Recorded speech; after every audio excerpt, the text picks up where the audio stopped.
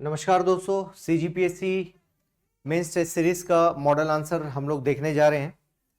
और CGPSC mains test series Path IAS Academy में एक प्रोफेशनल टेस्ट सीरीज कंसीडर किया जाता है और 2024 के लिए जो टेस्ट होने हैं उसके मॉडल आंसर्स पर बात हो रही है और हम लोग देखने जा रहे हैं। टेस्ट नंबर 5 है जिसके ऊपर हम लोग बातचीत करेंगे और पहले एक लैंग्वेज पर हम लोग बातचीत कर लेंगे, फिर दूसरे लैंग्वेज पर हम लोग बात करेंगे। सबसे पहले हिंदी वाले पोर्शन को कवर करते हैं और ये पार्ट 1 है, सेक्शन 1 और उत्तर की शब्द सीमा 30 शब्द हैं और अंक 2 हैं।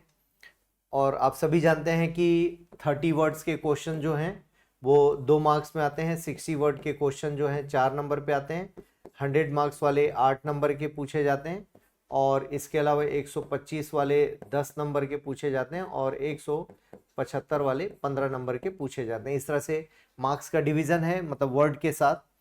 तो यहाँ पर हम लोग देखते हैं कि जब हम बात कर रहे हैं और प्रश्नों की, तो राज्यसभा लोकसभा से किस प्रकार भिन्न है।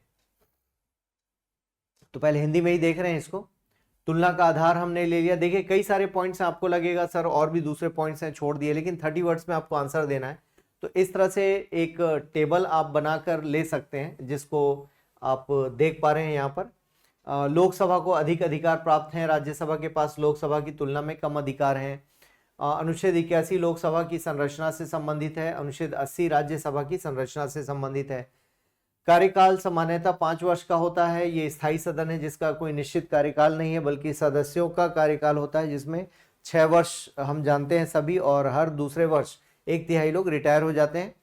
सार्वभौमिक वयस्क मताधिकार प्रत्यक्ष मतदान से आप देते हैं और एकल संक्रमणी मतों के माध्यम से अनुपातिक प्रतिनिधित्व और अप्रत्यक्ष निर्वाचन होता है। इनके निर्वाचन में विधानसभा के लोग भाग लेते हैं। लोकसभा सदस्य अपने बीच में से एक अध्यक्ष चुनते हैं और वे पीठासीन अधिकारी होते हैं। तो यहाँ अध्यक्ष ही उसके सदस्य भी होते हैं यहाँ, जबकि सभापति कहा जाता है और उपराष्ट्रपति सभापति होते हैं। पदेन पद है ये। और इसके अलावा राज्यसभा का वह सदस्य नहीं होता। इसके अलावा बहुत सारे अंतर हो सकते हैं, लेकिन आपको 30 वर्ड्स में है तो उतना जस्टिफाई करके आपको आगे बढ़ना है।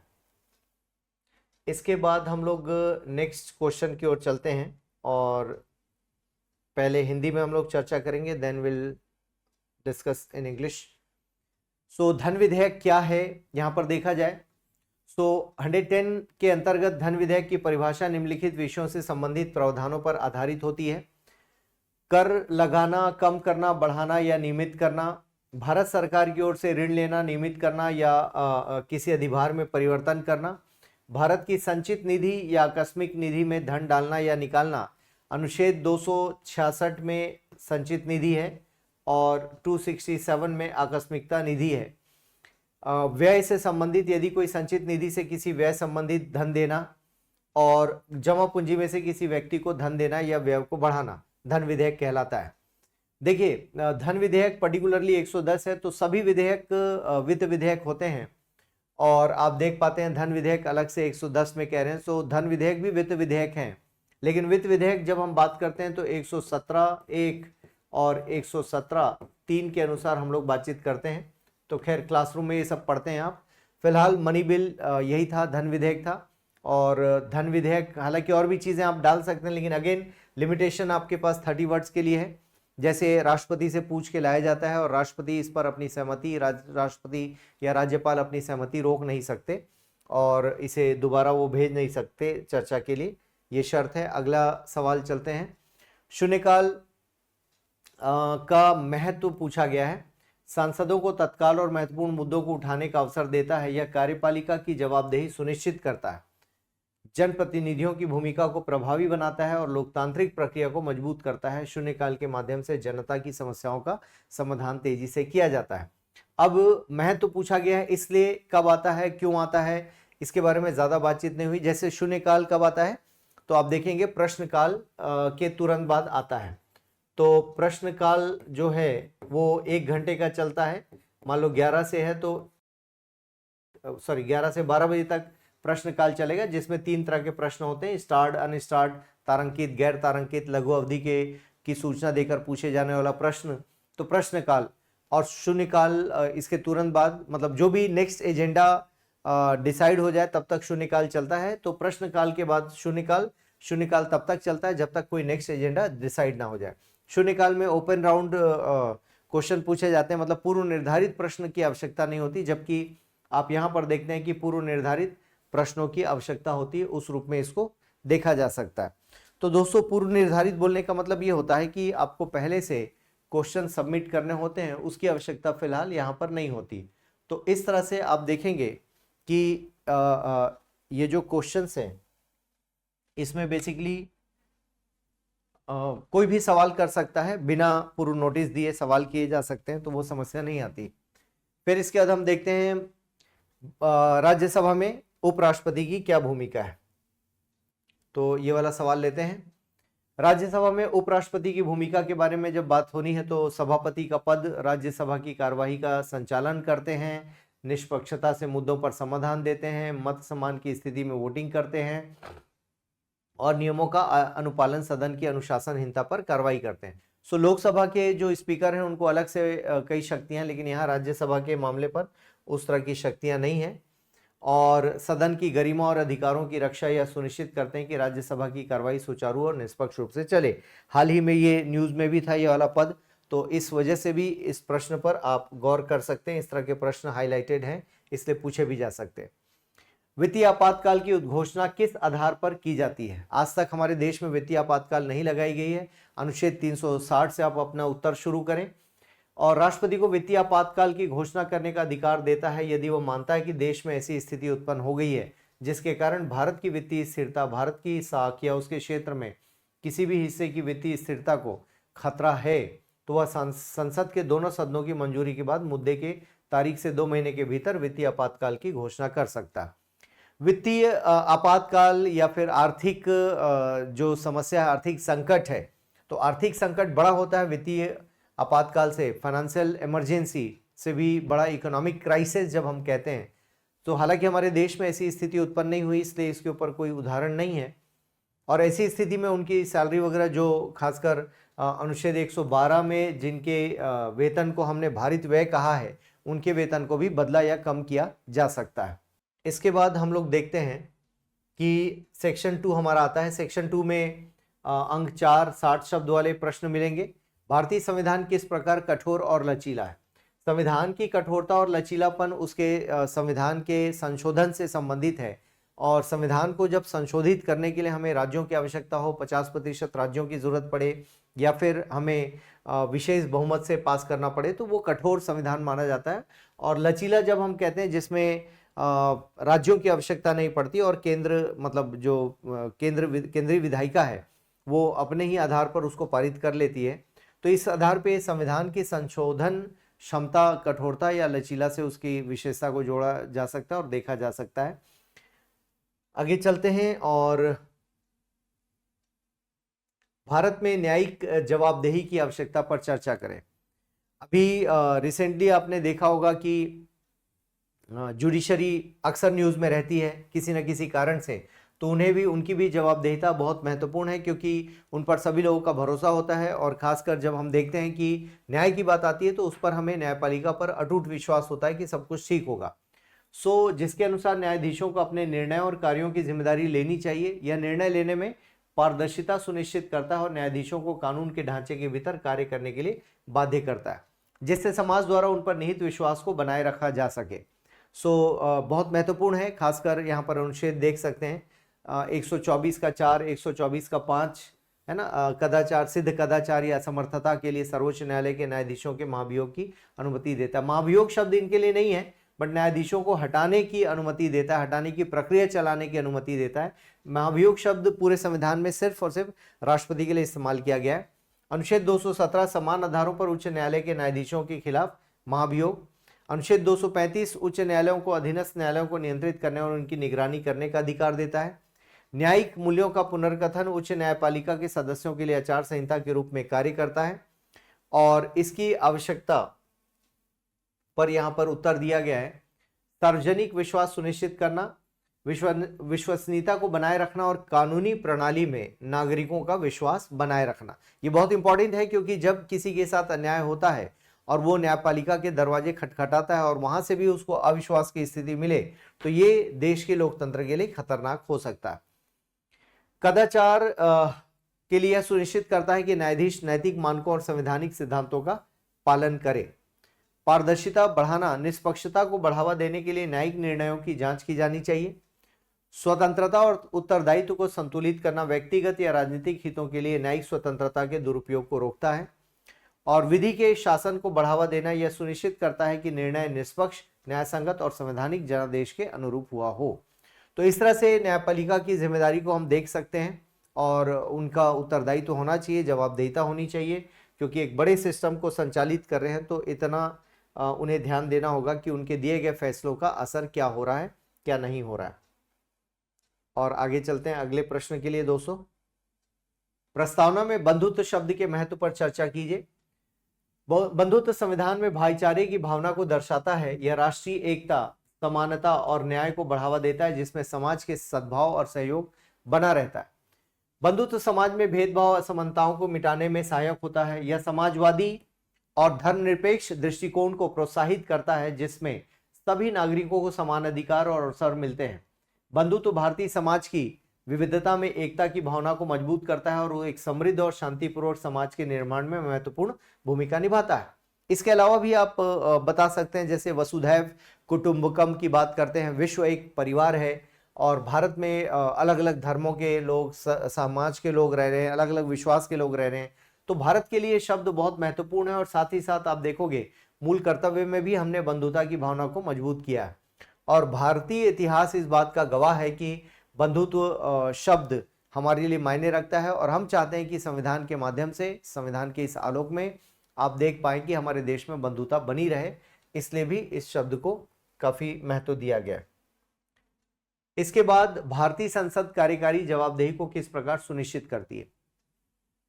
कार्यकारी जवाबदेही मतलब कार्यपालिका की जवाबदेही। अब आप देख सकते हैं, जैसे यहां पर हम बात करें कि विधायिका है ना, और यहां हम बात करें कार्यपालिका है। अब क्या होता है, हमारे लिए क्या लिखा गया है, जैसे अनुच्छेद 75(3) में आप देखोगे तो क्या बोला गया है, सामूहिक जिम्मेदारी। सो कार्यपालिका की सामूहिक जिम्मेदारी किसके प्रति है, विधायिका के प्रति। इसमें भी विशेषकर हम बात करें तो लोकसभा के प्रति जिम्मेदारी है कार्यपालिका की, या फिर काउंसिल ऑफ मिनिस्टर, मंत्री परिषद कहा जाए, या फिर सरकार। ये तीनों शब्द के मायने एक ही हैं, अलग अलग नहीं है, ध्यान रखेंगे। तो इस आधार पर आप देख पाते हैं कि जब हम बात कर रहे हैं कि ये लोग सामूहिक रूप से उत्तरदायित्व हैं लोकसभा के लिए। यदि लोकसभा और राज्यसभा अलग अलग ना लिख के विधायिका लिखा है तो आप विधायिका पे टिक कर सकते हैं। यदि लोकसभा और राज्यसभा में से दोनों में से एक में टिक करना है तो आप लोकसभा में टिक करेंगे। किस प्रकार सुनिश्चित किया जाता है, जैसे प्रश्नकाल, सांसद सवाल पूछते हैं जिनका उत्तर मंत्री देते हैं। बहस और चर्चा, नीतियों और विधेयकों पर विस्तृत बहस होती है। अविश्वास प्रस्ताव, विश्वास मत खोने पर सरकार इस्तीफा देती है। और अविश्वास प्रस्ताव, नो कॉन्फिडेंस मोशन हम कहते हैं, ये किसी भी संविधान के प्रावधान में नहीं आता है। संसदीय समितियां सरकारी नीतियों की समीक्षा करती हैं, जैसे लोक लेखा समिति है, लोक लेखा समिति है। इसके अलावा हमारे पास प्राक्कलन समिति है और इसके अलावा सार्वजनिक उपक्रमों पर समिति है। तो इतने सारे आप देख पाते हैं कि समितियों का यहाँ पर उल्लेख किया गया है। वित्तीय नियंत्रण, बजट स्वीकृत करना, अनुदान की मांगों पर जांच करना और जो कटौती प्रस्ताव है वो रखना। न्यायिक समीक्षा, संवैधानिकता की जांच होती है। कुल मिला के यह प्रणाली पारदर्शिता और उत्तरदायित्व को बढ़ावा देती है। प्रश्न था, भारतीय संसद कार्यकारी जवाबदेही को किस प्रकार सुनिश्चित करती है, और यह सुनिश्चित विभिन्न प्रावधानों से भी होता है और स्वयं से भी उनको नियम कानून पालन करने के लिए सलाह दी जाती है ताकि जवाबदेहिता का पालन किया जा सके। इन जनरल तो आप देख पा रहे हो कि जो मंत्री परिषद है या सरकार या कार्यपालिका, उसके लिए संविधान में प्रावधान है कि उनको जवाब देना पड़ेगा और इसी में प्रश्नकाल, शून्यकाल या किसी बिल पर डिस्कशन होना या फिर बजट के समय चर्चा होना, तो ये विपक्ष की भूमिका को बताता है और विपक्ष के कारण कार्यकारी या कार्यपालिका की जवाबदेही अलग से बनती है, और मीडिया को भी एक्टिव रहना चाहिए यदि उनको लगता है इस बारे में कि हम देश को सही दिशा में ले जा रहे हैं, तो डेफिनेटली कार्यपालिका को वो अलर्ट पर रखें और जो भी मापदंड है लोकतंत्र को चलाने के उनका पालन किया जाए। ओके, आगे बढ़ते हैं हम लोग।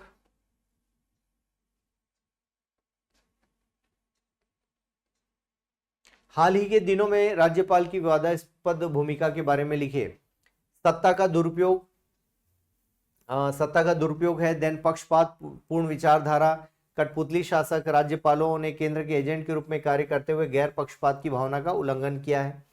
विवेकाधीन शक्तियां, राज्यपालों ने विशेष राजनीतिक दलों का पक्ष लेने या राष्ट्रपति शासन की सिफारिश करने के लिए अपनी विवेकाधीन शक्तियों का दुरुपयोग किया है। विभिन्न आयोगों ने राज्यपाल की भूमिका में निष्पक्षता और जवाबदेही सुनिश्चित करने के लिए सुधारों का सुझाव दिया है।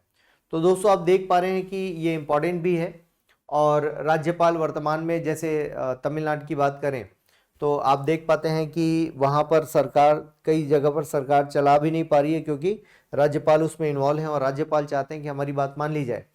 तो यही कारण है कि जब हम दोनों पदों की बात करें, राज्यपाल मुख्यमंत्री की बात करें, तो माना जाता है कि दो अलग अलग दिशा में चलने वाले हैं, क्योंकि राजनीतिक रूप से राज्यपाल की नियुक्ति होती है और केंद्र का आदमी होता है या केंद्र का एजेंट जैसे यहाँ लिख रखा है। तो इन सब मात्राओं को इस तरह की जो स्थिति है उसको संभालने की जरूरत है कि केंद्र उसको संचालित ना करे। जैसे केंद्र के इशारों पर काम कर रहा है ऐसा भी हम कह देते हैं, यहाँ लिखा भी हो एजेंट के रूप में, तो उसे एजेंट बनने के बजाय प्रतिनिधि बनाना चाहिए, और दोनों में अंतर होता है। और एक तरह से राज्यपाल का मार्गदर्शन मिलता रहे राज्य को, ना कि उसके ऊपर वो चढ़ाई करे, ना कि उसके ऊपर कोई आरोपण करे। और ऐसे कई उदाहरण हैं जहां पर राज्यपालों ने एग्रेसिवली राज्य सरकार के बिल को नहीं पास किया या रोक दिया, और कुल मिलाकर ये विवाद हमेशा दिखता रहता है, हाईलाइटेड रहता है। तो राज्यपाल का पद अच्छे से सृजित है, लेकिन उसका व्यवहार कहीं ना कहीं आप देख सकते हो कि विवाद में दिखाई देता है, अखबारों में दिखाई देता है। तो दोस्तों अगले प्रश्न की ओर चलते हैं, और अगला प्रश्न जो है आपका सेक्शन 3 से, जहां पर 100 शब्दों का क्वेश्चन होता है जिसके मार्क्स 8 नंबर होते हैं। तो पहला प्रश्न है, भारतीय संविधान के निर्माण में संविधान सभा की भूमिका की रूपरेखा बताइए। तो रूपरेखा उसकी भूमिका क्या थी। संविधान सभा की स्थापना 1946 में कैबिनेट मिशन योजना के तहत संविधान सभा की स्थापना हुई। ये प्रीलिम्स में भी अक्सर ये तथ्य पूछा जाता है, जिसमें 389 सदस्य थे। इसका उद्देश्य स्वतंत्र भारत के लिए संविधान तैयार करना था। मुख्य समितियां जो अध्यक्ष थे उनके साथ आपको इसका आंसर देना है, और साथ ही साथ संघीय शक्ति समिति, उपलब्धि, सर्वसम्मति से संविधान का निर्माण, मौलिक अधिकारों का समावेश, समाजवादी, धर्मनिरपेक्ष, लोकतांत्रिक सिद्धांतों का प्रावधान। हालांकि ये आप देखेंगे कि इसको बाद में लाया गया, उसके बावजूद भी आप देखेंगे कि ये सारी चीज़ें हैं जिसको बेसिकली हमारे संविधान के दृष्टिकोण में ला दिया गया था। तो निर्माण में महत्वपूर्ण भूमिका निभाई, जिसने स्वतंत्र और लोकतांत्रिक भारत के लिए एक मजबूत संवैधानिक ढांचे की नींव रखी। उसका बहुत बड़ा रोल हम देख सकते हैं। इसके बाद भारतीय संदर्भ में शक्तियों का पृथकीकरण, ये आपका सिलेबस लोक प्रशासन के दायरे में लिखा गया है, जहां पर शक्तियों का पृथकीकरण कहा जाता है। और बेसिकली मोंटेस्क्यू का दिया हुआ संदर्भ है, ये कॉन्सेप्ट है, संकल्पना है, जो अमेरिका के संदर्भ में दिया गया था कि शक्तियों को अलग अलग होना चाहिए। तीनों जो हमारे ढांचे के जो स्तंभ है, विधायिका, कार्यपालिका और न्यायपालिका, और तीनों की शक्तियां अलग अलग हों, ताकि जैसे इसमें पृष्ठभूमि दे दी गई है कि विधायिका कानून बनाती है, कार्यपालिका उसको लागू करती है, और न्यायपालिका कानूनों की व्याख्या करती है और न्यायिक मामलों का निपटारा करती है, मतलब कुल मिलाकर न्याय प्रदान करती है। ठीक है ना। अब होता क्या है कि विधायिका ने कोई कानून बनाया और कार्यपालिका ने सही ढंग से उसको क्रियान्वित नहीं किया, तो भी आप इनके पास जा सकते हैं, न्यायपालिका के पास। और न्यायपालिका ने भी मना कर दिया सपोज कि नहीं, हम इस बात की सुनवाई नहीं करेंगे, और कार्यपालिका ने इनको प्रभावित कर लिया, तो क्या होगा कि एक आम आदमी मारा जाएगा, उसके मूल अधिकार मारे जाएंगे। इसका मतलब ये हुआ कि इन तीनों को अलग अलग होना जरूरी है। तो हमारे देश में शक्तियों का पृथकीकरण तो कम, कार्यों का विभाजन स्पष्टीकरण है ना, उसमें स्पष्टीकरण है। तो शक्तियों में आप देखेंगे विधायिका और कार्यपालिका में सदस्यता कॉमन है हमारे देश में, जबकि अमेरिका में राष्ट्रपति शासन, राष्ट्रपति प्रणाली में ये अलग अलग आप देख सकते हैं उनको, ये अलग अलग हैं। वहां पर विधायिका के सदस्य अलग हैं, वहां सीनेट और हाउस ऑफ रिप्रेजेंटेटिव या प्रतिनिधि सभा कहा जाता है, तो उनके सदस्य अलग हैं। और कार्यपालिका मतलब वहां के राष्ट्रपति, उनको अलग कहा जाएगा। तो कुल मिलाकर वहां के दृष्टिकोण से शक्तियों का पृथकीकरण की संकल्पना लाई गई। और हमारे देश में हालांकि संविधान में शक्ति का जो पृथकीकरण है उसमें शक्ति का बंटवारा एक समान हुआ है और उसको उस ढंग से देखा जा सकता है। तो हमारे देश में क्लियर कट अमेरिका जैसा नहीं है, फिर भी यहां पर आप देख सकते हैं इसका विश्लेषण। स्वतंत्र और संतुलन, यह सुनिश्चित करना कि सरकार की तीनों शाखाएं स्वतंत्र रूप से काम करें और एक दूसरे पर संतुलन बनाए रखें।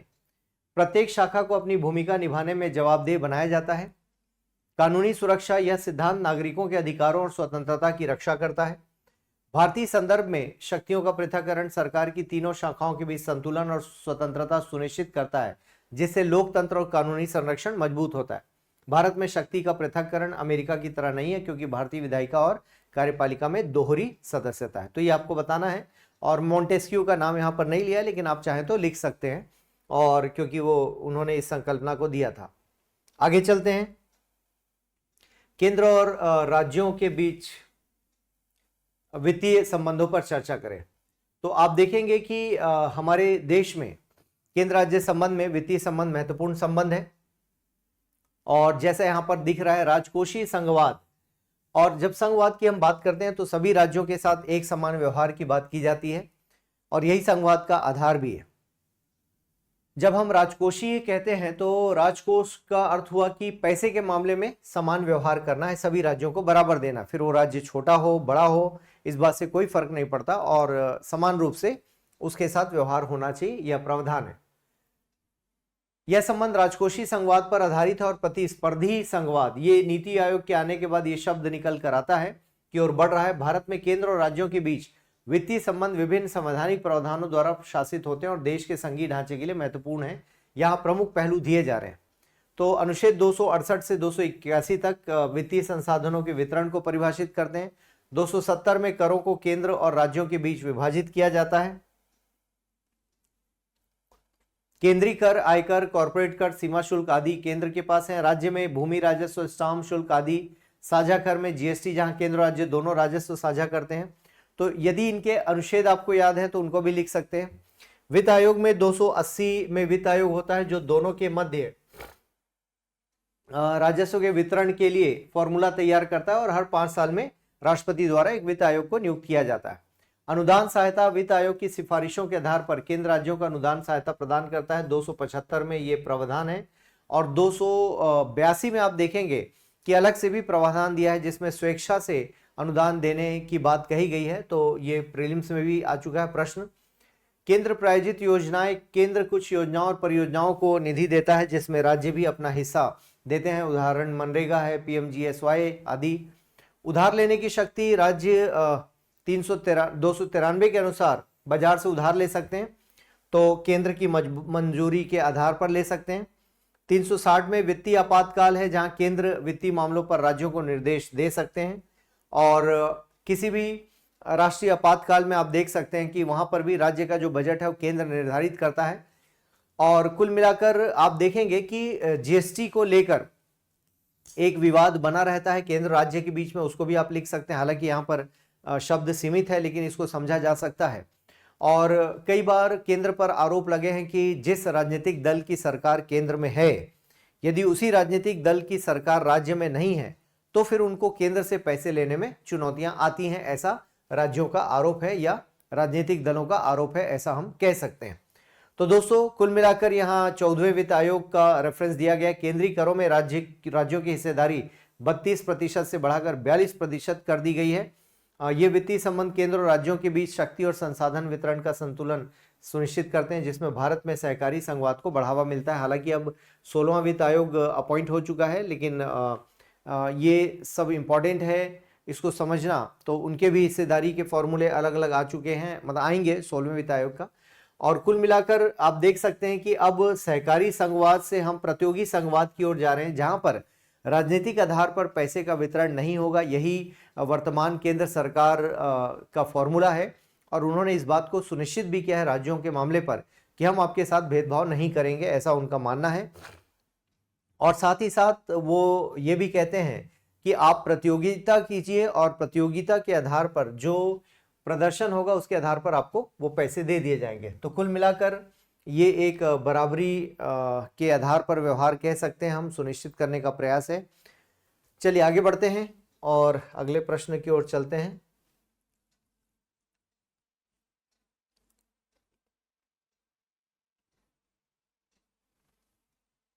और ये मूल ढांचे का प्रश्न, मूल संरचना का सिद्धांत संवैधानिक संशोधनों को कैसे प्रभावित करता है? मूल ढांचा या मूल संरचना जो भी कह लीजिए, और आप सभी जानते हैं केशवानंद भारती मामले पर सुप्रीम कोर्ट का ये एक तरह से नवाचार था, एक नया आइडिया था, उनका मौलिक आइडिया है। सिद्धांत भारतीय संविधान की अद्वितीयता को बनाए रखने के लिए महत्वपूर्ण है। यह सिद्धांत संवैधानिक संशोधनों को निम्नलिखित तरीके से प्रभावित करता है। सर्वोच्च न्यायालय का निर्णय केशवानंद भारती मामले में 1973 में सर्वोच्च न्यायालय ने मूल संरचना का सिद्धांत स्थापित किया। इसके अनुसार संविधान के मूल ढांचे को संशोधित नहीं किया जा सकता। संवैधानिक सुरक्षा इस सिद्धांत के तहत संवैधानिक संशोधन करते समय संविधान की मूल संरचना और मूल सिद्धांतों की सुरक्षा सुनिश्चित की जाती है। एक्चुअली होता क्या है कि जब आरंभ में मूल अधिकारों को परिवर्तित करने की बात आई तब इसका विरोध हुआ और लोग कोर्ट चले गए। कोर्ट में इस लॉजिक पर बहस होती है कि जो अनुच्छेद 13(2) है उसमें लिखा गया है कि राज्य ऐसा कोई कानून नहीं बनाएगा जो इस भाग में प्रदत्त अधिकारों को रोकते हों, जैसे मूल अधिकार है भाग 3 में, है ना। और 368 में अनुमति मिली है कि जो विधायिका है वो किसी भी संशोधन में, किसी भी अनुच्छेद में संशोधन कर सकती है। और यही बहस पहले वाले में आप देख सकते हैं कि कहा गया कि 368 के तहत किए गए संशोधनों को हम संवैधानिक संशोधन कहेंगे और संवैधानिक विधि कहेंगे, जबकि इसमें सामान्य विधि की बात कही गई है। और कोर्ट ने भी इस मामले को ओके कर दिया, अर्थात उसमें विधायिका को हरी झंडी दे दी। अगले केस में फिर मामला कोर्ट में पहुंचता है, तब कोर्ट ने बोला कि नो, सामान्य विधि और संवैधानिक विधि दोनों एक ही चीज है, अलग अलग नहीं है, इसलिए आप 13(2) के अनुसार कोई भी ऐसी विधि नहीं बनाएंगे जो मूल अधिकारों को कम करते हो।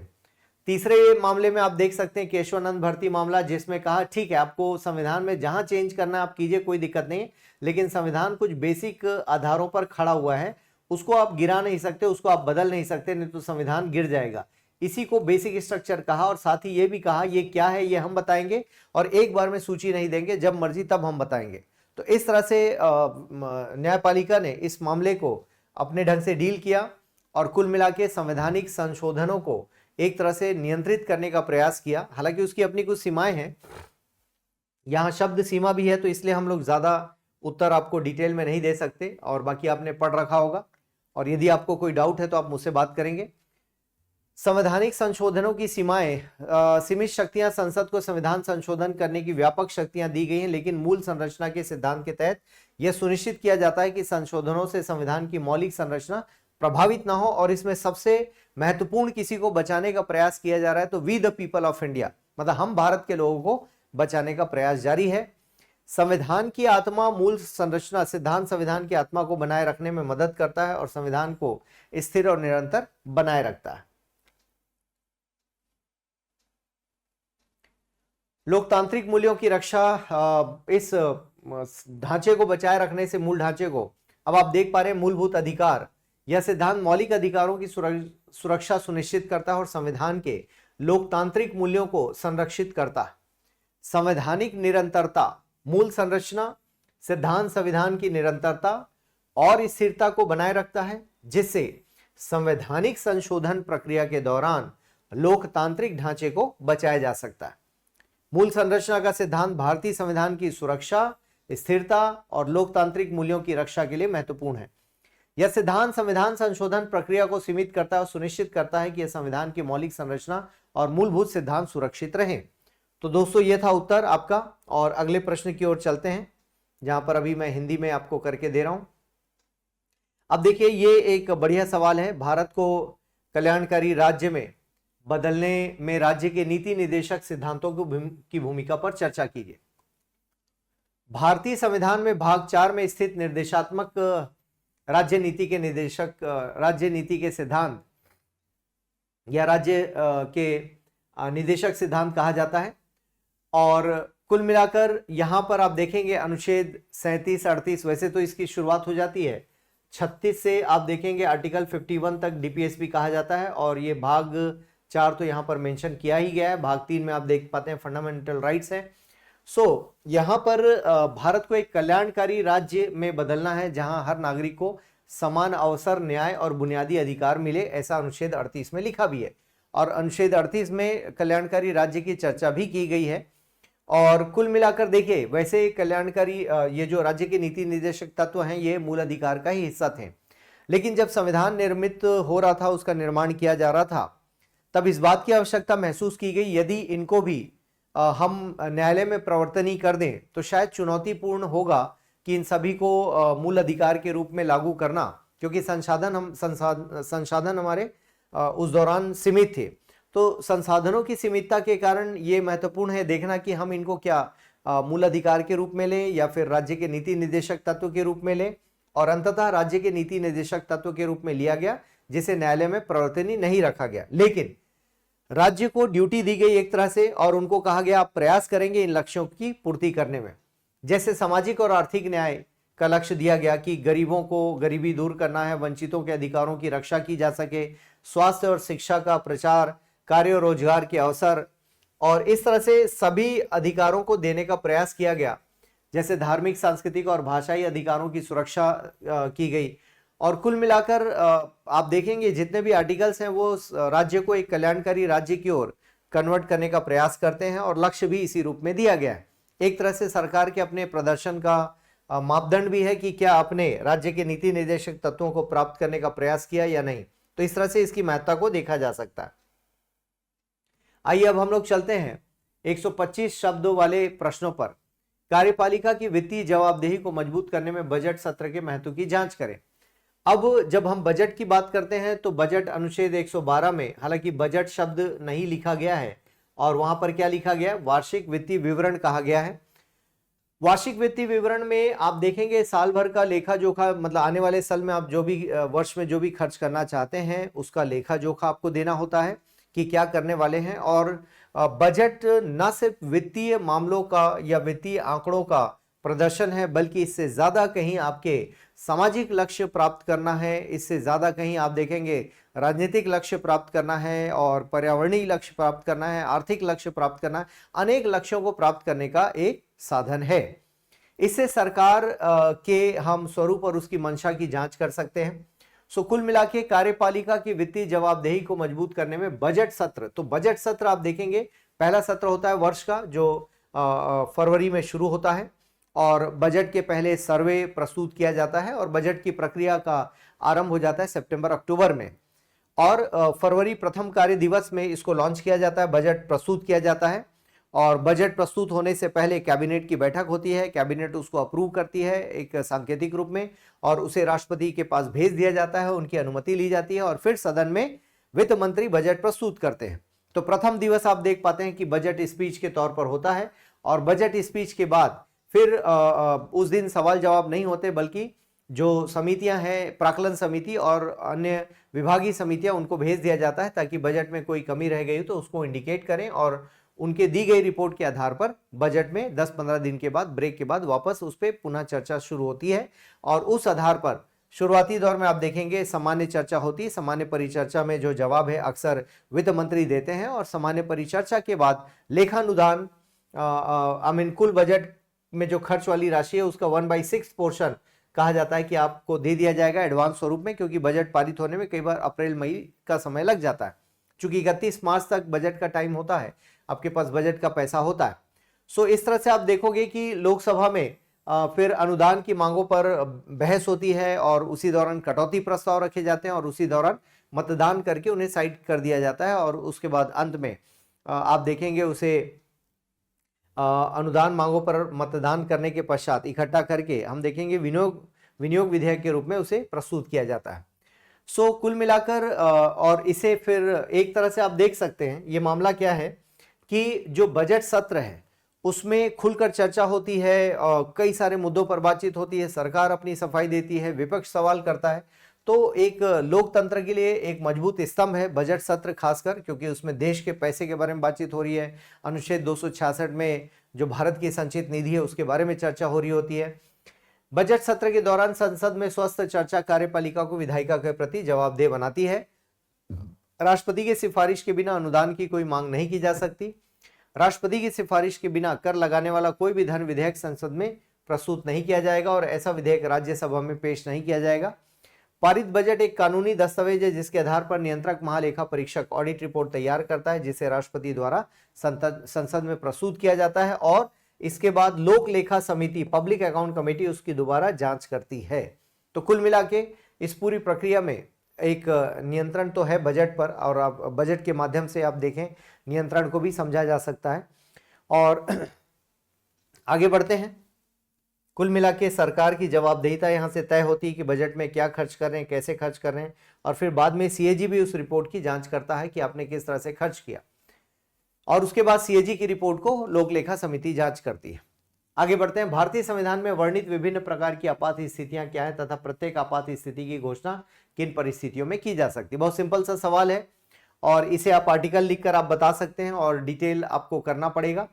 जैसे यहाँ पर 352 के बारे में दिया गया राष्ट्रीय आपातकाल। ध्यान रखेंगे राष्ट्रीय आपातकाल कभी भी राज्य में सरकार नहीं होने पर नहीं लगाया जाता और उसको राष्ट्रपति शासन कहते हैं, और केंद्र में भी सरकार नहीं बन पाई तो भी राष्ट्रपति शासन नहीं लगाया जाता या राष्ट्रीय आपातकाल की घोषणा नहीं होती, वहां सीधे फ्रेश इलेक्शन होता है। युद्ध के आधार पर, बाहरी आक्रमण के आधार पर और सशस्त्र विद्रोह, इसके पहले इसको आंतरिक अशांति कहा गया था, जिसे 44वें संविधान संशोधन से बदलकर इसमें सशस्त्र विद्रोह में बदल दिया गया। तो कुल मिलाकर ये कारण है। और इसके अलावा राज्य आपातकाल या राष्ट्रपति शासन कहा जाता है 356। हालांकि इसके पहले 365 की बात कही गई है, 365 के बाद 355 की बात कही गई, इसका पालन होना चाहिए। राज्य में संवैधानिक तंत्र की विफलता, अनुच्छेद 356 के तहत राष्ट्रपति राज्य आपातकाल की घोषणा कर सकते हैं यदि राष्ट्रपति का मानना है कि राज्य का शासन संविधान के अनुरूप नहीं चलाया जा सकता है। उदाहरण के लिए उग्रवाद के मुद्दों के कारण 1987 में पंजाब में राष्ट्रपति शासन लागू किया गया, या कहीं पर इलेक्शन के कारण आप देखेंगे मान लो सरकार किसी भी कारण से मान लो हार गई है ना, और उसके बाद फ्रेश इलेक्शंस हो रहे हैं और उसके बाद फिर कोई स्पष्ट बहुमत नहीं है, तब इसके बाद क्या होगा, राष्ट्रपति शासन लगाया जा सकता है। तो उसके कारण अलग अलग हो सकते हैं, आधार एक ही बनाया है कुल मिला के कि संविधान के अनुरूप यदि हम शासन को नहीं चला पा रहे हैं। वित्तीय आपातकाल अनुच्छेद 360 में आप देख सकते हैं यदि राष्ट्रपति का मानना है कि भारत की वित्तीय स्थिरता या ऋण को खतरा है तो वित्तीय आपातकाल की घोषणा की जा सकती है। अनुच्छेद 112 में जितने भी आरक्षित पद हैं जिनको हम कहते हैं कि खासकर जिनको भारित व्यय के रूप में देखा जाता है, जैसे राष्ट्रपति की तनख्वाह है और इसके अलावा उपराष्ट्रपति की तनख्वाह, मतलब सभापति, राज्यसभा के सभापति की तनख्वाह, स्पीकर की तनख्वाह, जो चीफ जस्टिस ऑफ इंडिया है या अन्य जजेस हैं उनकी तनख्वाह, इन सबको हमने भारित व्यय माना है। तो कुल मिलाकर इनको भी कम कर सकते हैं वित्तीय आपातकाल की स्थिति में। अब तक हमारे देश में लगाया नहीं गया है। ठीक है, चलिए आगे बढ़ते हैं।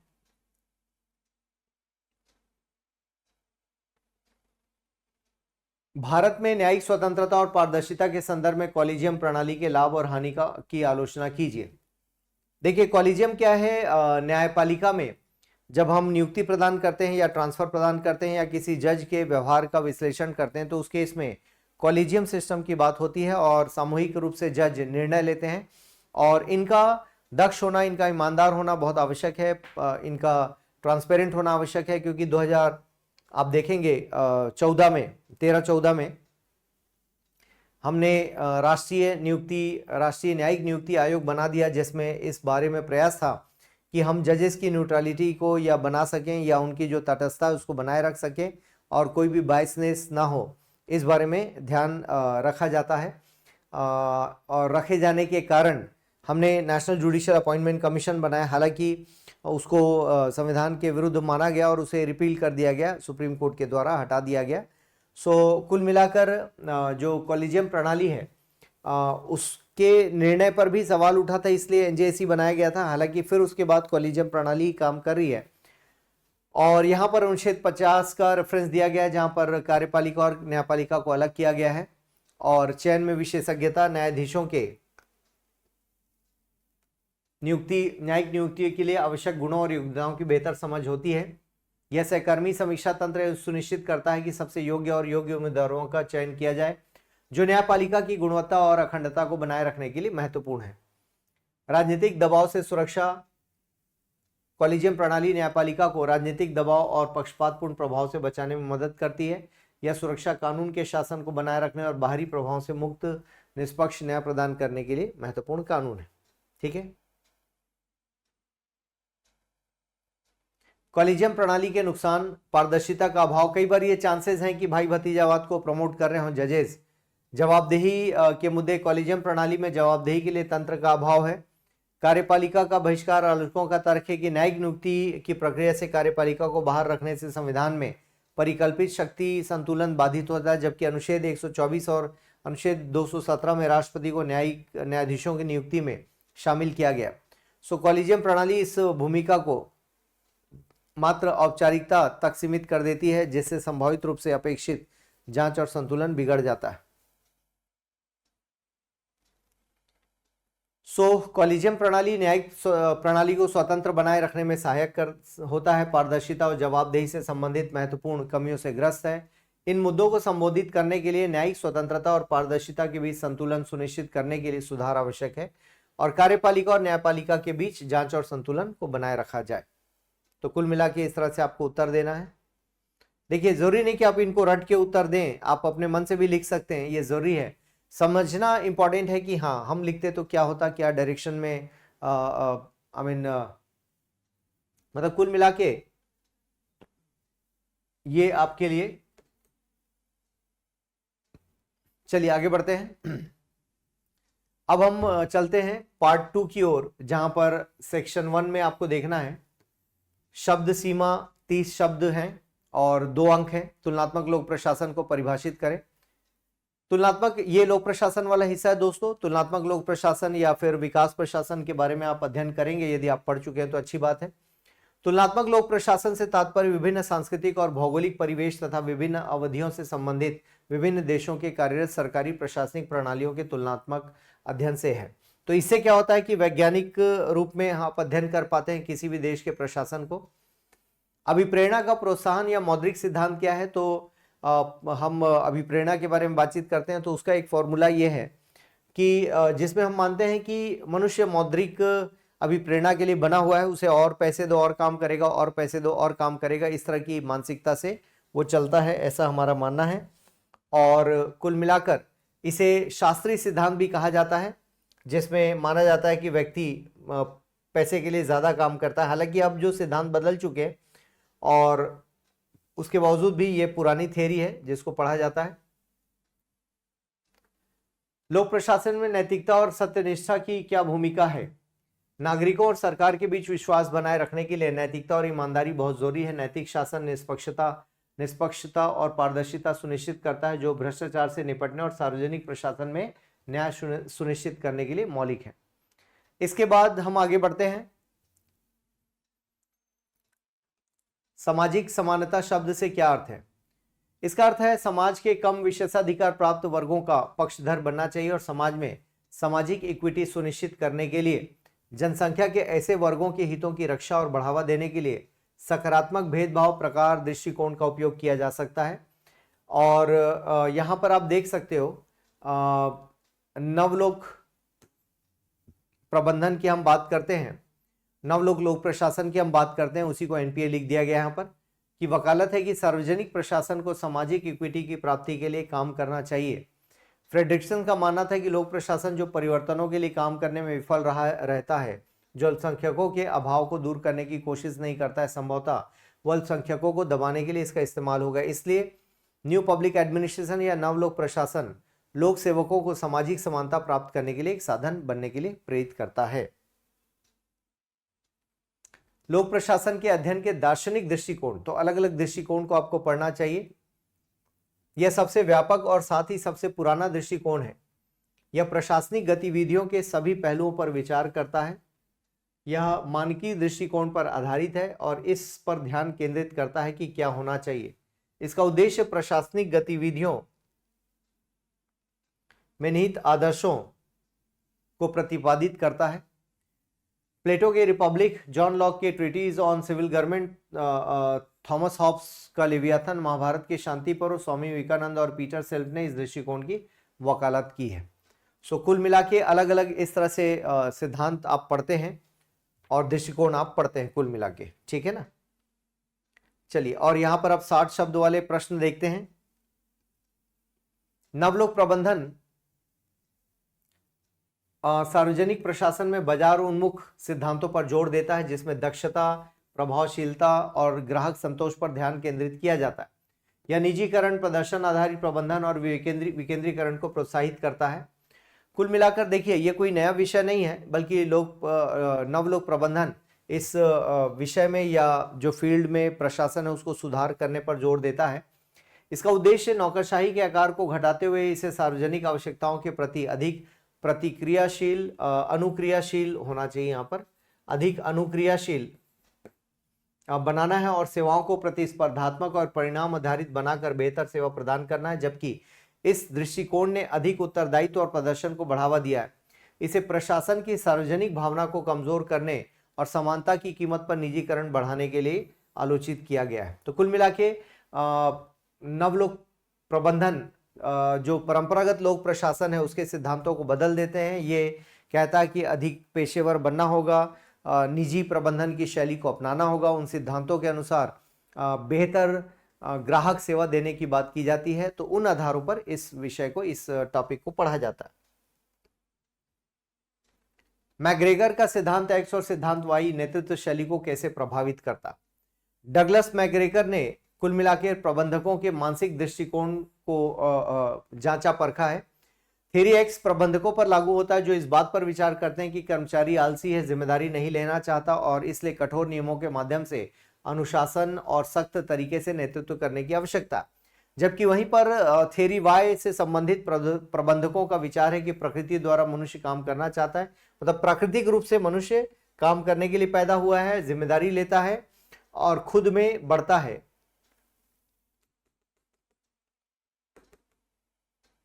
इस प्रकार एक प्रबंधक का काम ऐसी परिस्थितियों का निर्माण करना है जो इस तरह के विकास के लिए अनुकूल हो, एक सहायक और सक्षम वातावरण प्रदान करे जो कर्मचारी को अपनी पूरी क्षमता का एहसास करा सके। मैग्रेगर के अनुसार थ्योरी वाई से जुड़े प्रबंध अधिक सफल हुए हैं और उनकी थ्योरी एक्स समकक्ष है। इसके अलावा उनका विचार था कि आगे बढ़ने से यह प्रवृत्ति मजबूत होगी। कुल मिला के देखिए, वाई टाइप की मानसिकता जो है, थ्योरी वाई टाइप की मानसिकता, वो संगठन में चीजों को सकारात्मक ढंग से देखते हैं। जैसे किसी को काम नहीं आ रहा है तो उसको सिखाओ, और किसी से काम नहीं बन रहा है तो उसकी समस्या पूछकर उसकी मदद की जाए, ना कि उसको पनिश किया जाए या सजा दिया जाए। तो ये थ्योरी एक्स और वाई, जैसे थ्योरी एक्स टाइप के मैनेजर क्या होंगे, वो अभिप्रेरणा का मौद्रिक सिद्धांत मानते हैं, जबकि वाई टाइप के जो मैनेजर होंगे क्या बोलेंगे, हमें दोनों तरह की चीजें चाहिए, जिसमें मौद्रिक और गैर मौद्रिक अभिप्रेरणा दोनों तरह की चीजें होनी चाहिए। इस तरह से दो अलग अलग व्याख्या की गई है। भारतीय प्रशासन में प्रौद्योगिकी के माध्यम से गुणवत्ता सेवा वितरण प्रणाली में कैसे सुधार हो रहा है, छत्तीसगढ़ के उदाहरणों के साथ विस्तार से समझाएं।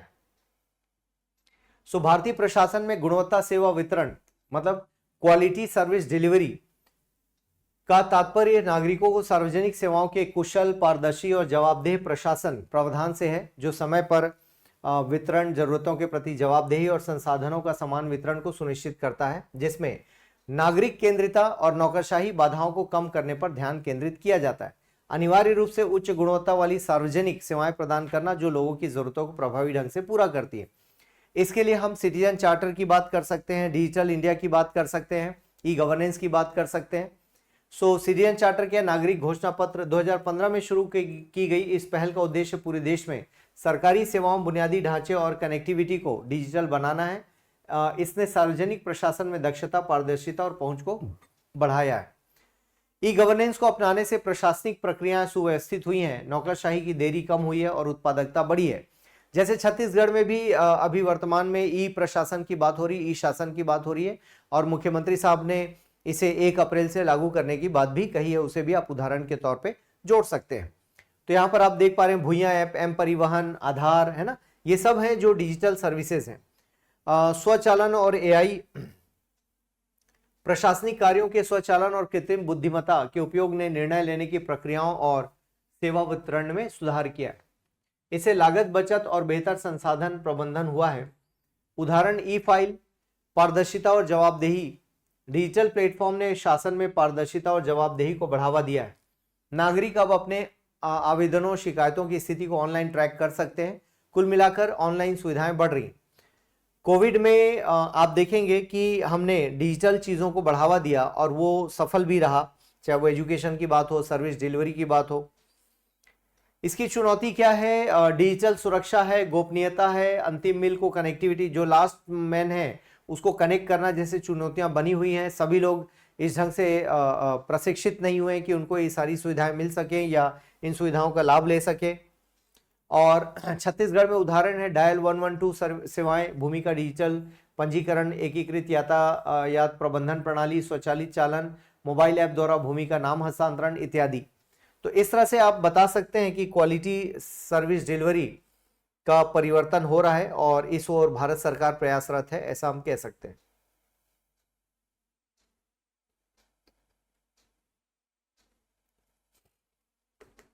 अगला प्रश्न है 200, लोक प्रशासन में नागरिक बनाम ग्राहक उन्मुखीकरण पर चर्चा करें।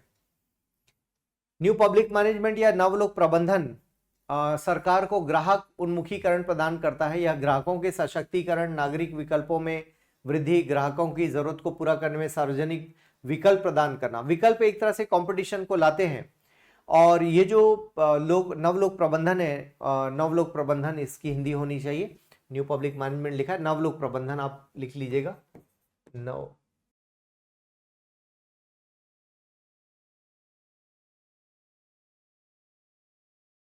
ठीक है, तो नवलोक प्रबंधन होगा सही शब्द। तो कुल मिलाकर नवलोक प्रबंधन 1991 में संकल्पना आई, जिसमें जो वर्तमान सरकार है उसके कार्य प्रणाली में परिवर्तन की बात करता है और जो निजी शैली है कार्य करने की उसको अपनाने की बात करता है। तो इसी में आप देखेंगे कि ये कहता है कि आपको प्रोफेशनल जो कंपनियां, पेशेवर कंपनियां, उनके समान काम करना है और उनको ज़्यादा से ज़्यादा विकल्प प्रदान कीजिए और बाजार आधारित दर्शन पर, बाजार पर आधारित दर्शन जो है ना, मांग और आपूर्ति के आधार पर काम करना, उस तरह से काम करने पर बल देता है। तो इससे क्या होगा कि जो ग्राहक, जैसे ग्राहक कहाँ होते हैं, दुकान में होते हैं या निजी कंपनियों में होते हैं, तो अब हम नागरिकों को ग्राहक जैसा ट्रीट करने के लिए बोल रहे हैं, मतलब उसको पेशेवर सेवा देना है, इसलिए ऐसा कहा जा रहा है। ठीक है, आगे चलते हैं। जनहित याचिका एक कानूनी प्रक्रिया है जिसके माध्यम से आम जनता किसी महत्वपूर्ण सार्वजनिक समस्या को न्यायालय के संज्ञान में ला सकती है। इसमें कोई भी नागरिक या संगठन दायर कर सकता है जब उसे लगता है कि सरकारी निर्णय या कार्रवाई से जनहित को नुकसान पहुंच रहा है। इसका उद्देश्य न्याय और सामाजिक सुधार को बढ़ावा देना है, विशेष रूप से समाज के कमजोर वर्गों के लिए। अब जो कमजोर वर्ग है वो न्यायालय में जो सिद्धांत दिया गया है, आप देखेंगे संविधान में जो प्रावधान दिया गया है कि निःशुल्क विधिक सहायता, तो पीआईएल उसका एक बढ़िया इंस्ट्रूमेंट है कहा जाए। इससे क्या है, पोस्ट कार्ड में अपनी समस्या लिखिए और भेज दीजिए कोर्ट के पास, हाई कोर्ट या सुप्रीम कोर्ट, वो संज्ञान लेंगे और आपको सुनवाई मिल जाएगी। हालांकि जनता ने इसका दुरुपयोग किया, इस वजह से आप देख सकते हैं कि जनता के दुरुपयोग से बचाने के लिए इसको अब सख्त कर दिया गया है। जैसे कि आप मान लो पीआईएल डालते हैं तो किसी वकील के माध्यम से डालेंगे और जनता के हितों को बचाने के लिए पीआईएल डालेंगे, न कि स्वयं के हितों की रक्षा के लिए। और इसके बाद यदि आपका मामला कुछ गलत निकला या ऐसा लगा कि कोर्ट का टाइम पास हो रहा है, तो आपके ऊपर 6 महीने की सजा या फिर आपके ऊपर फाइन भी है, कुल मिला के 50,000 का। तो इस तरह से आप देख सकते हैं कि ये इंस्ट्रूमेंट तो बढ़िया है। जस्टिस पीएन भगवती के द्वारा इसकी शुरुआत की गई थी, उस मामले में ये बढ़िया है। इससे काफ़ी सारे, आप एक तरह से आप जब कहते हैं ना न्यायिक सक्रियता, तो न्यायिक सक्रियता वाला पक्ष इसके साथ जुड़ा हुआ है। आगे बढ़ते हैं। जैसे एमसी मेहता बनाम भारत संघ, जिसमें ताजमहल को प्रदूषण से बचाने के लिए दायर की गई थी, है ना, या फिर दिल्ली में सीएनजी लाने के लिए भी एमसी मेहता ने ही फाइल किया था। अब चलते हैं 100 शब्द वाले प्रश्न क्या है। राज्य की केंद्रीय भूमिका को बाजार द्वारा प्रतिस्थापित नहीं किया जा सकता, व्याख्या कीजिए। तो 1991 के बाद हम देखते हैं कि बाजार का डोमिनेंस बढ़ा है। तो क्या ऐसा मान लिया जाए कि जो केंद्रीय भूमिका है राज्य की, उसको ये स्थानांतरित कर देगा या रिप्लेस कर देगा या प्रतिस्थापित कर देगा? तो आपका आंसर होगा नहीं में। बाजार का अस्तित्व राज्य पर निर्भर करता है और यह स्थिति बदल नहीं सकती। कभी भी राज्य कितना भी छोटा हो जाए, है ना, उसकी सेवाएं बाजार ही प्रस्तुत कर रहा होगा या दे रहा होगा, लेकिन उसके बावजूद भी हमेशा ध्यान रखना है कि बाजार राज्य का स्थान नहीं ले सकता। राज्य राज्य है और बाजार को राज्य के दिशा निर्देश में काम करना पड़ेगा, वो स्वयं अपनी दुनिया नहीं बना सकता।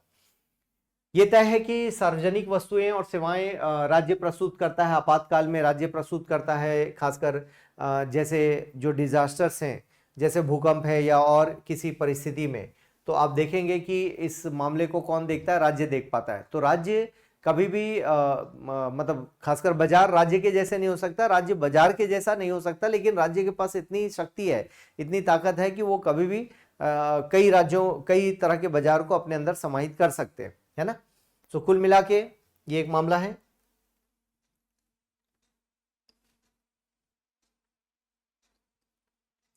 निशुल्क विधिक सहायता के अलावा वैकल्पिक न्याय प्रणाली भी न्यायपालिका के भार को कम करने में महत्वपूर्ण भूमिका निभा सकती है। निशुल्क विधिक सहायता आप देखेंगे कि न्यायपालिका में वहां पर खुद ऐसे जजेस का ग्रुप होता है या एडवोकेट्स का, जो सामाजिक रूप से हितों के लिए काम कर रहे हैं, और उसके बावजूद भी वैकल्पिक न्याय प्रणाली जिसमें आप देख पाते हैं लोक अदालत और ये सारी चीजें, है ना।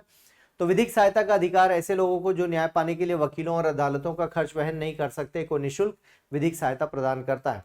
सो कुल मिलाकर 39A के अनुसार इसका आंसर दिया जाना है, और इसमें कम खर्चे में आपसी बातचीत के माध्यम से सुलह हो जाता है और फिर आपके मामले निपट भी जाते हैं। इसके बाद आम नागरिकों तक न्याय व्यवस्था की पहुंच, ग्राम न्यायालय का प्रश्न है, इसके समक्ष उपस्थित चुनौतियों पर प्रकाश डालें।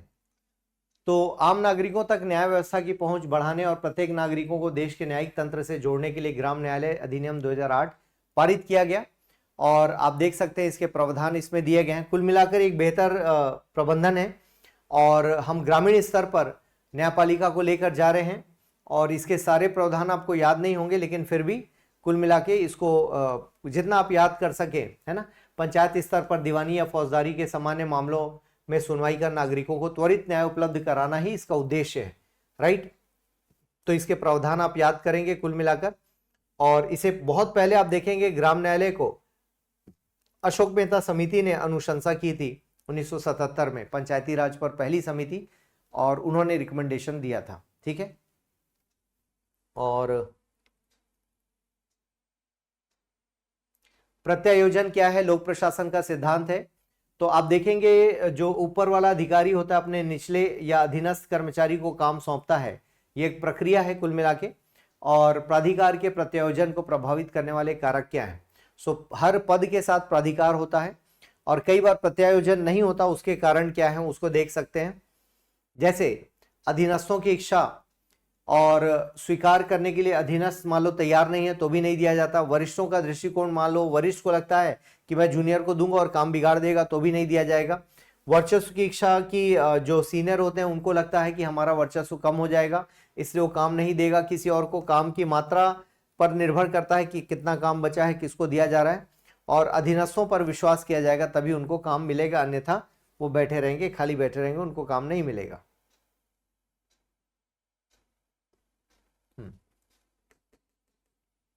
सार्वजनिक और निजी प्रशासन के बीच अंतर बताएं। सो दोनों में आप ऐसे बॉक्स बनाकर भी लिख सकते हैं, इस तरह से भी लिख सकते हैं, है ना। बॉक्स बना लीजिए और ऐसे पॉइंट 1 2 3 पॉइंट 1 2 3 ऐसे भी लिख सकते हैं आप अंतर बताने के लिए। तो सार्वजनिक पूरी तरह से मूल्य आधारित, और कहना चाहिए आप देखेंगे जिनका उद्देश्य क्या है, समाज कल्याण, जबकि निजी वालों का उद्देश्य है किसी न किसी रूप में आर्थिक लाभ कमाना। अब जब हम बात करते हैं सार्वजनिक, तो ये पूरी तरह से राजनीतिक वातावरण में काम करते हैं, जबकि निजी जो कंपनियां हैं वो पेशेवर वातावरण में काम करते हैं। और दोनों के बीच हालांकि तकनीक का आदान प्रदान होने लगा है PPP मॉडल में, या फिर आप देख पा रहे हैं कि बड़ी कंपनियां राज्य को की सहायता करती हैं कुल मिला के, है ना। तो दोनों के अप्रोच में दोनों के रिक्रूटमेंट स्टाइल में अंतर है, दोनों के अकाउंटिंग में अंतर है, लेकिन कुल मिला के प्रोडक्शन होना है तो प्रोडक्शन जैसे ही होगा। और कुल मिलाकर हम बात करें कि प्रोडक्शन में अंतर नहीं होगा, लेकिन जो देना किसके लिए, प्रोडक्शन करके प्रॉफिट लेना है या लोक कल्याण करना है, ये दोनों में अंतर है एटीट्यूड पर। सो कुल मिलाकर ये देख लेंगे, बॉक्स बनाकर भी लिख सकते हैं आप।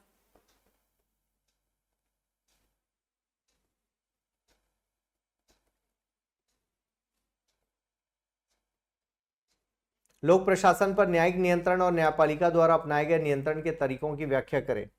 तो इसमें आप देखेंगे कि बहुत सारे तरीके हैं। न्यायिक समीक्षा है ना। न्यायपालिका लोक प्रशासन पर नियंत्रण करती है, प्रत्यक्ष अप्रत्यक्ष दोनों करती है। सो न्यायिक समीक्षा है। इसके अलावा आप देखेंगे न्यायिक सक्रियता है और विशेष अनुमति लेकर न्यायपालिका सुनवाई करती है पीआईएल के माध्यम से, लोक अदालत के माध्यम से, और यदि कोई अपील करके आता है तो भी उस मामले पर सुनवाई होती है। तो ये अच्छा टॉपिक है। इसी में आप देखेंगे न्यायिक नियंत्रण और न्यायपालिका द्वारा अपनाए गए नियंत्रण के तरीकों की व्याख्या करें, और कार्यपालिका नियंत्रण लोक प्रशासन पर, विधायिका नियंत्रण लोक प्रशासन पर, इस तरह के ये टॉपिक्स हैं जिनको आपको पढ़ना है लोक प्रशासन में।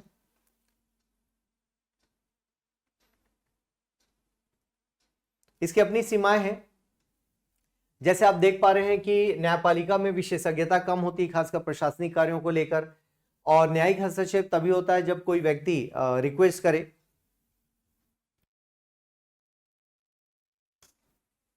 न्यायिक नियंत्रण आमतौर पर एक प्रकार का पोस्टमार्टम होता है। न्यायालय को कुछ क्षेत्रों में अपने अधिकार क्षेत्र का प्रयोग करने से वैधानिक रूप से रोका जा सकता है। कानून में ही लिख दिया गया न्यायपालिका हस्तक्षेप नहीं करेगी, और न्यायपालिका स्वयं कुछ विशुद्ध प्रशासनिक मामलों में अपने अधिकार क्षेत्र से इंकार करते हुए एक तरह के आत्मनिषेध अध्यादेश का पालन करती है।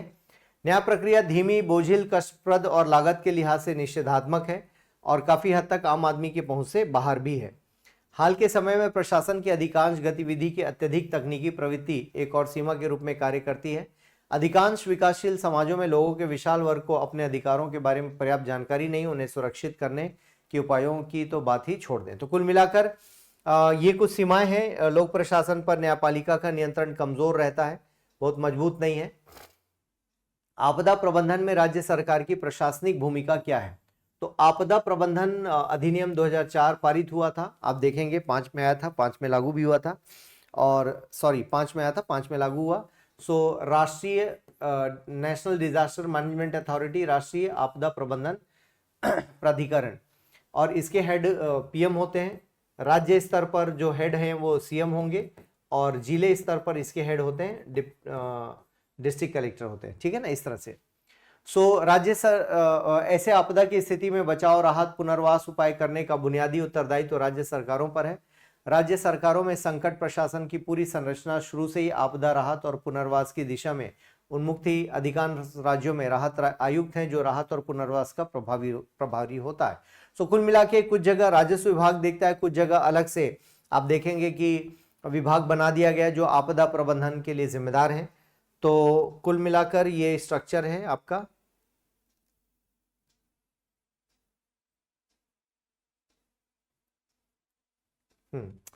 शासन और लोक प्रशासन में एआई आधारित उपकरणों के उपयोग से जुड़ी नैतिक चिंतन की परीक्षाओं, नैतिक चिंतन का परीक्षण करें। आप इसे हर्बर्ट साइमन के निर्णय लेने के सिद्धांत के अनुसार कैसे देखते हैं? जो हर्बर्ट साइमन है उन्होंने बेसिकली निर्णय निर्माण के लिए सिद्धांत दिया है, और निर्णय निर्माण के उनके सिद्धांत में अब हम उसको एआई से जोड़कर, हालांकि 1947 के आसपास उन्होंने अपना सिद्धांत दिया और उनको नोबेल प्राइज भी मिलता है, तब एआई के बारे में नहीं सोचा गया था और न ही उसके बारे में विश्लेषण आपको बहुत ज़्यादा मिलेगा। सो एआई प्रणालियां उस डेटा में मौजूदा पूर्वग्रहों को बढ़ा सकती है जिस पर उन्हें प्रशिक्षित किया गया है। इससे कुछ समूहों के प्रति अनुचित व्यवहार हो सकता है जिसमें समानता और न्याय की चिंताएं उठती है। गोपनीयता और निगरानी, सार्वजनिक प्रशासन में एआई का उपयोग अक्सर बड़ी मात्रा में व्यक्तिगत डेटा को प्रोसेस करने में होता है। जवाबदेहिता और पारदर्शिता, एआई निर्णय निर्माण प्रक्रिया समझने में कठिन होती है और निर्णय कैसे लिए जाते हैं इसका पता नहीं चलता, इसलिए त्रुटिपूर्ण निर्णय हो सकता है। एआई पर बढ़ती निर्भरता मानव निगरानी और नियंत्रण को कम कर सकती है, जिससे संभवतः ऐसे निर्णय हो सकते हैं जो मानव मूल्यों या सामाजिक मानदंडों के अनुरूप ना हो। कार्यबल पर भी प्रभाव पड़ेगा। और आप देख पाते हैं एआई के माध्यम से प्रशासनिक कार्यों का स्वचालन नौकरी विस्थापन का कारण बन सकता है और इसके लिए कार्यबल में महत्वपूर्ण पुनः कौशल की आवश्यकता हो सकती है। हर्बर्ट साइमन ने कहा था कि आप सीमाओं को ध्यान में रखकर जो सर्वश्रेष्ठ निर्णय है वो लेते हैं और बहुत ज़्यादा आपको विकल्प नहीं ढूंढ पाते हैं, आपका दिमाग प्रोसेस नहीं कर पाता, इसलिए जो उपलब्ध है उसके अनुसार आप चलने का प्रयास करते हैं। सीमित तर्कसंगतता जो लिमिटेड रैशनैलिटी है, अर्थात आपकी जो तार्किकता है उसमें सीमाएं हैं, आप 100% तर्कपूर्ण होकर कोई भी सामान नहीं खरीदते हैं या कोई निर्णय नहीं लेते हैं। और सेटिस्फाइसिंग कहा कि आप कुल मिला के जो उपलब्ध है उससे आपको संतुष्टि प्राप्त करने का प्रयास करना चाहिए। सो निर्णय निर्माण के सिद्धांत को हम देख पाते हैं, खासकर लोक प्रशासन में, चूंकि प्रबंधन प्रशासन दोनों में निर्णय निर्माण की बात होती है और निर्णय एक महत्वपूर्ण पक्ष होता है मैनेजर का, और वो किस तरह से निर्णय ले रहा है और एआई की मदद से कैसे निर्णय ले रहा है ये महत्वपूर्ण है। तो दोस्तों ये आपका टेस्ट नंबर 5 और इसके प्रश्न हैं और कुल मिला के इस तरह से आप अपने उत्तर लिख सकते हैं।